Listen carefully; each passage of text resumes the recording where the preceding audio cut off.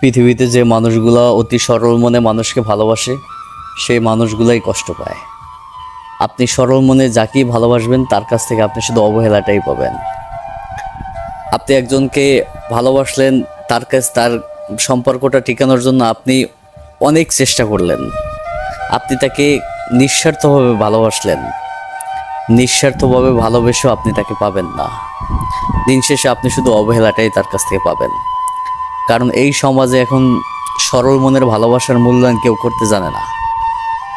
যখনই আপনার সরল মনের ভালোবাসা দেখবে তখনই আপনার দুর্বলতা পয়েন্ট পেয়ে যাবে, সেই দুর্বলতার সুযোগ নিয়ে আপনাকে আঘাত করবে। সেটা হোক ভালোবাসার মানুষ, কিংবা আপনার কাছের মানুষ, কিংবা আপনার বন্ধু, কিংবা আপনার ভাই, দুঃসম্পর্কে যেই হোক না কেন, যে ব্যক্তির আপনি সরল মনে ভালোবাসবেন সেই ব্যক্তি আপনাকে কষ্ট দেবে। এটা প্রমাণিত, যতই চেষ্টা করেন না কেন।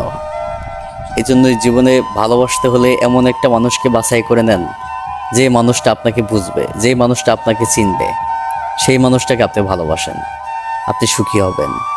আর সেই রকম মানুষ যদি আপনার কপালে যদি না জুটে থাকে তাহলে আপনার জীবনটা সারা জীবনে কষ্টের হয়ে দাঁড়াবে।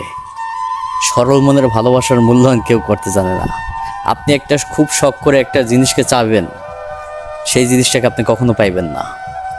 হয়তো সেটা হারিয়ে যাবে, নয়তো কেউ ছিনিয়ে নিয়ে যাবে। যে মানুষটা সরল মনে যা কিছুই চাক না কেন সেই মানুষটা সেটা পায় না, এটাই সত্য কথা। এই ভুক্তভোগী প্রতিটা মানুষের জীবনে একটা না একটা কিছু আছে, প্রতিটা মানুষের জীবনে হারানোর ব্যথা আছে। যে হারাইছে সেই বুঝতে পারবে, আর আমার কথাগুলো সেই বুঝতে পারবে যার জীবন থেকে একজন মানুষ হারিয়ে গেছে। যে সরল মন দিয়ে একটা মানুষকে ভালোবেসে পায় নাই, সেই বুঝতে পারবে এই কথার মর্যাদা কতটুকু। তার মনের ভিতরে একটু হলেও নাড়া দেবে যে আসলেই আমি একটা মানুষকে হারিয়ে ফেলছি। সরল মনে ভালোবেসে যখন একটা মানুষ না পায় তখন যে তার ভিতরটা পুরে পুরে ছাই হয়ে যায় সেটা সেই বোঝে, অন্য কেউ বুঝতে পারে না।